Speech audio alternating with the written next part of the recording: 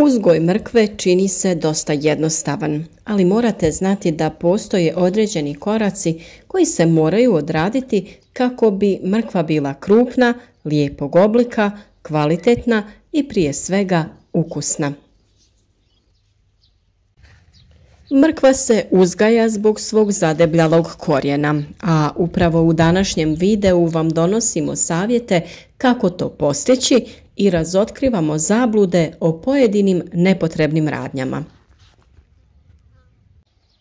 Kako bi podržali naš rad, ukoliko vam ovaj video bude koristan, ostavite like, podijelite sa prijateljima, a u komentarima možete sa nama podijeliti vaše savjete o uzgoju, te svakako pitati bilo što vas zanima. Zadebljavanje korijena započinje kada se razvije oko 70% lisne mase, a tehnološka zrelost za vađenje nastupa kada počnu žutjeti vrhovi lišća, naročito onog donjeg. Baš tada završava proces nakupljanja asimilata u korijenu. Korijen je tada najbogatiji šećerima i beta-karotenom, te je najboljeg ukusa. Dakle, da bi korijen uopšte počeo debljati, lisna rozeta mora biti dovoljno razvijena. Tu je važno da se prilikom sijanja mrkva sije na pravilan razmak kako bi imala prostora za rast i razvoj. Sa vama smo u proljeće podijelili savjet kako se to može uraditi uz pomoć traka od toalet papira. A ukoliko ste sijali mrkvu onako iz ruke, tada je odmah nakon nicanja bilo potrebno odraditi prorjeđivanje. Sve su to preduslovi da mrkva bude krupna i lijepo oblikovana. Upravo iz tog razloga, šišanjem lišća prije početka zadebljavanja korijena, njegov razvoj će se odgoditi, to jest početi će kasnije. Time se produžuje vremensko razdoblje tokom kojeg korijen zadebljava i na kraju korijen ostaje sitniji. Isto se događa i ako se lišće šiša u drugom dijelu vegetacije kada je korijen već određene debljine. Samim tim možemo zaključiti da je šišanje mrkve nepotrebno, u stvari da je to čak i štetno za biljke.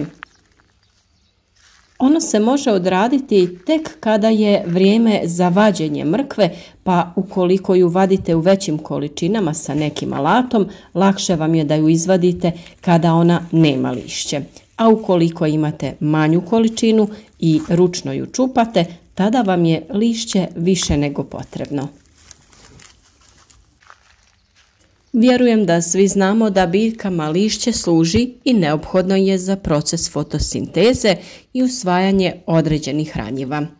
Šišanjem se uklanja lišće u kojem se procesom fotosinteze stvaraju spojevi koji se iz lišća šalju u korijen.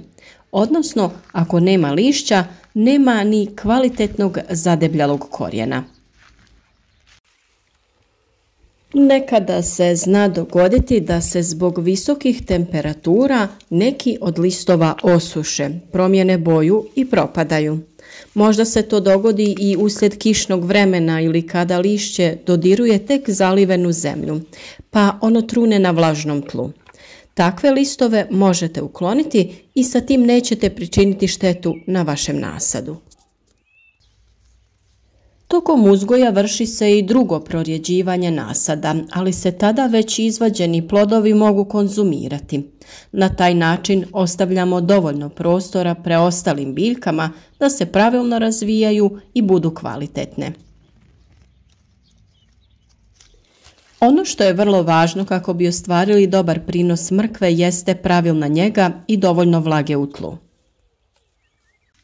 Iako ima dobro razvijen korijen koji biljku može opskrbljivati vodom iz dubljih slojeva tla, za sigurnu proizvodnju tokom sušnih perioda potrebno je navodnjavati nasad mrkve.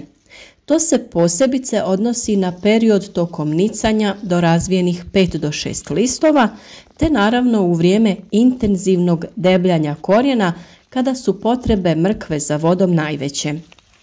Posljedice nedovoljne opskrbljenosti vodom početkom vegetacije su prorijeđen sklop, a ako sušni period nastupi tokom intenzivnog debljanja korijena, on ostaje kratak, nepravilnog oblika i žilav. Ono što vam pomaže kod održavanja vlažnosti tla jeste malč. Mi smo cijelu svoju baštu malčirali sa slamom, a oko ovih manjih i krhkih biljaka možete staviti i malč od pokošene trave koja se neko vrijeme sušila na suncu. Na taj način smanjujete normu i učestalost zalijevanja. Biljke duže vrijeme imaju vlagu u tlu. Ako bi bile izložene suši i naglo dobile veću količinu vode, moglo bi doći do loših posljedica. Naime, tu mislimo na nagli rast korijena. On bi od velike količine vode pucao, te ta mrkva ne bi bila dobra. To je posebno bitno ukoliko se bavite profesionalnim uzgojem povrća. Gnojidba svakako povećava prinos mrkve, a povoljno utječe i na stvaranje željeza i karotina u korijenu. Dušična gnojiva utječu na sadržaj vitamina A, a kalijeva povećavaju sadržaj šećera i vitamina C u korijenu. Fosforna gnojiva su također potrebna, ali ona ne utječu znatno na hemijski sastav korijena. Ako je tlo kiselo, potrebno je unijeti vapno, a količina naravno ovisi od postotka kiselosti tla.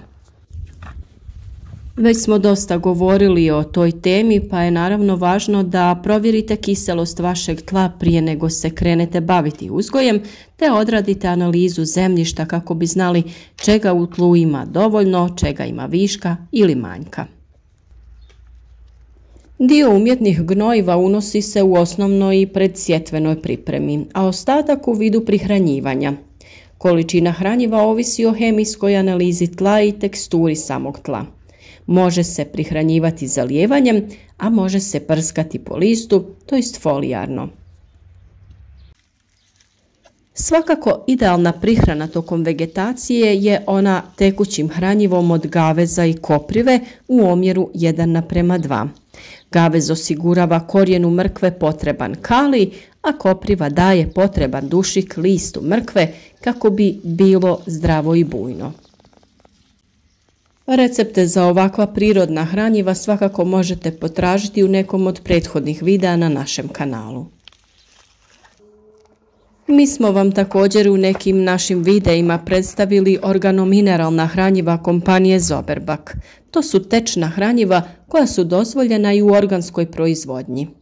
Jedno takvo je i Quality. To je mikrokapsulirano tečno organomineralno hranjivo sa naglašenim sadržajem kalija i ne sadrži nitrate, sulfate, hloride i karbonate. U ponudi također imaju i Vital Power Fos, tečno organomineralno hranjivo koje predstavlja novu generaciju 3 do 4 puta efikasnijeg rastvorljivog organskog fosfora sa dodatkom humina i ugljenih hidrata. Stimuliše bolje ukorjenjavanje i brz početni porast svih usjeva, djeluje na nižim temperaturama i na svim tipovima zemljišta, dok je fosfor usvojiv više od 80%. Kada se radi o zalijevanju i dodavanju hranjiva, najbolje bi bilo da koristite odstajalu vodu ili kišnicu, koju ćete držati u nekom većem spremniku. Ovako ćete lako pripremiti dovoljnu količinu hranjiva kako bi sa njim zalili sve biljke u vašem vrtu.